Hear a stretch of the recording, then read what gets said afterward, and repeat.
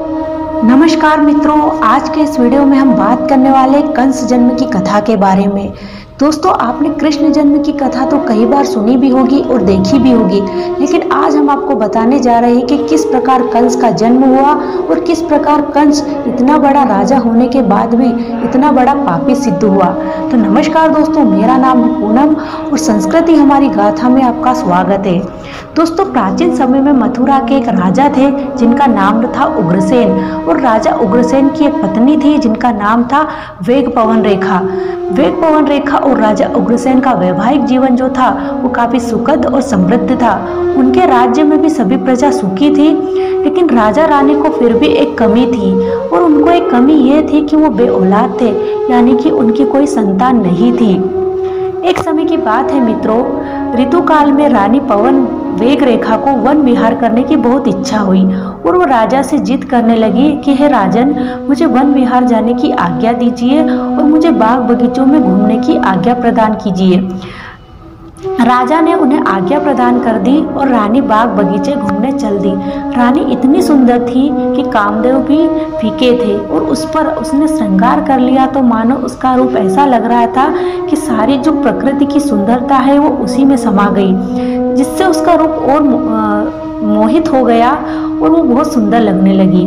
वो सब बगीचे की सैर कर रही थी तो एक राक्षस जिसका नाम था दुर्मल की नजर रानी पवन वेग रेखा पर पड़ गई, और वो जो दुर्मल राक्षस था उसने क्या किया, उसने राजा उग्रसेन का रूप बनाया, और सबसे पहले उसने क्या किया, उसने बहुत सारी आंधी तूफान बिजली वगैरह गिराई और सबदूर प्राकृतिक प्रकोप उत्पन्न कर दिया, जिससे जो रानी की सखियां थी जो उसके साथ आई थी वो घबरा गई और रानी को वहीं छोड़कर भाग गई।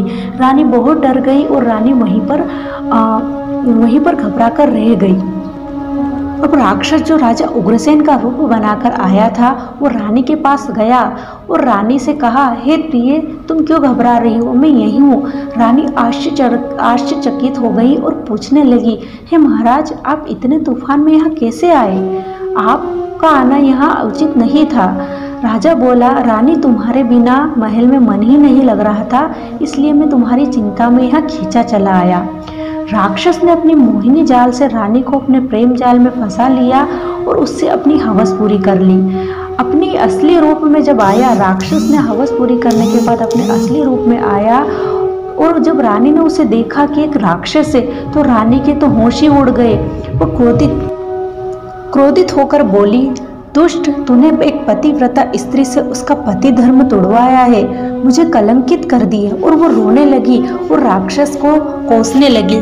तभी राक्षस ने उससे कहा, हे रानी, तुम घबराओ नहीं, इतनी क्रोधित ना हो, मैंने तुम्हारा एक कलंक तो हमेशा के लिए मिटा दिया है जो तुम पर लगा था। तुम माँ नहीं बन पा रही थी, तुम्हें पुत्र प्राप्ति होगी, तुम्हारा पुत्र परम प्रतापी होगा, तीनों लोगों में उसका नाम होगा, तीनों लोग उससे भयभीत होंगे। तुम सारी घटना छुपा लेना, किसी से कुछ मत बताना। रानी महल लौट आई और उसने सारी घटना छुपा ली। 9 महीने के बाद उसको एक पुत्र प्राप्त होता है, और पुत्र के जन्म लेते ही तीनों लोकों में हाहाकार मच गया। आसमान से बिजलियां गरजने लगी, आंधी चलने लगी। राजा उग्रसेन घबराए कि ये कैसा पुत्र है। रानी भी चिंतित होने लगी, और रानी को पता था सारी स्थिति, लेकिन वो चुप रही।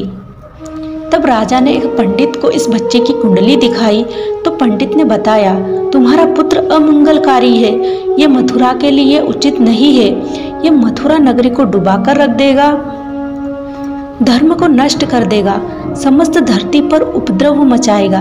पंडित जी की बात सुनकर राजा ने उस पुत्र को एक कलश में रखकर जमुना जी में बहा दिया। तभी क्या होता है, जमुना जी के किनारे गांव बटेश्वर में मल्लाह को वो कलश मिला, और मल्लाह ने वो कलश उठाया, और वो जो राजा थे वहाँ के बटेश्वर के राजा सूर्यसेन को वो कलश दे दिया। सूर्यसेन ने उस कलश से उस बालक को निकाला और उसका नाम कंस रखा, क्योंकि वो कलश से निकला था, इसी कारण उसका नाम कंस रखा गया। राजा सूर्यसेन का भी एक पुत्र था जिसका नाम था वासुदेव, जिसे आप कृष्ण के पिता के रूप में जानते हैं, वासुदेव को। राजा ने दोनों पुत्र को बहुत प्यार से पाला, व दोनों को युद्ध कला व शासन नीति अच्छे से सिखाई। एक बार क्या होता है, कंस का एक मित्र उसको बताता है कि उसकी जो सारी घटना बता दी उसके जन्म की उसने, कि राजा सूर्यसेन तो सिर्फ तुम्हारा पालन पोषण किया है, तुम्हारे पिता तो कोई और ही है, और वो है मथुरा के राजा उग्रसेन। कंस इतनी बात सुनकर आग बबूला हो गया और वो राजा सूर्यसेन के पास गया और कहा कि कैसे भी हो मुझे बताओ कि मैं कौन हूँ, आखिर कौन हूँ मैं और मैं यहाँ कैसे हूँ। तब राजा सूर्यसेन ने सारी घटना बता दी और कंस ने क्या किया, मथुरा पर चढ़ाई कर दी और राजा उग्रसेन को बंदी बनाकर रख लिया। राजा उग्रसेन को बंदी बना लिया और जो कंस है वो मथुरा का राजा स्वयं बन गया। कंस की एक चचेरी बहन होती है देवकी, और देवकी जो होती है उसका विवाह कंस वासुदेव से कर देता है। वासुदेव के साथ खुशी खुशी विवाह करता है और अपनी बहन को बहुत प्यार करता है। लेकिन तभी आकाशवाणी होती है और कहा जाता है कि कंस, जिस बहन को तू इतना प्यार करता है, जिसके लिए तू सब कुछ कर रहा है, उसी का 8वां पुत्र कृष्ण के रूप में जन्म लेगा और तेरा वध करेगा, तेरे काल का कारण बनेगा। कंस इतना सुनते ही वासुदेव और देवकी को भी कारागार में डाल देता है और उन्हें बंदी बनाकर रखता है। जैसे जैसे देवकी पुत्रों को जन्म देती है, कंस एक एक की हत्या कर देता है। लेकिन जब कृष्ण का जन्म होता है तब एक आकाशवाणी होती है और वासुदेव से कहा जाता है कि आप इस बालक को नंद बाबा के यहाँ छोड़कर आ जाइए और वहाँ योग माया ने जन्म लिया है उस कन्या को यहाँ लेकर आ जाइए। तब वासुदेव ऐसा ही करते हैं और वो जो बालक जन्म लेता है भगवान कृष्ण, उनको नंद बाबा के यहाँ छोड़कर वहाँ से योग माया उस बालिका को ले आते हैं। और कंस जब उसको मारने लगता है तो वो योग माया कंस के हाथ से उड़ जाती है और कहती है, मूर्ख, मुझे क्यों मार रहा है, तुझे मारने वाला तो इस धरती पर जन्म ले चुका है, अब तेरा काल निश्चित है और निकट है। तभी कंस इस बात को सुनकर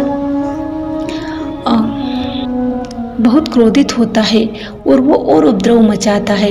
तो दोस्तों, इस प्रकार होता है कंस का जन्म, यानी कि एक राक्षस और एक रानी जो कि बहुत ज़्यादा सुंदर थी, उसके गर्भ से जन्म होता है कंस का। तो दोस्तों, कैसी थी ये कहानी? आई होप आपको अच्छी लगी होगी, क्योंकि पहली बार शायद आपने कंस जन्म की कथा सुनी। तो इसी प्रकार की और कहानियाँ जो हमारी संस्कृति से जुड़ी है, जिसके बारे में बहुत कम लोग जानते हैं, अगर अच्छी लगी तो प्लीज़ चैनल को सब्सक्राइब करें, वीडियो को लाइक करें। धन्यवाद दोस्तों।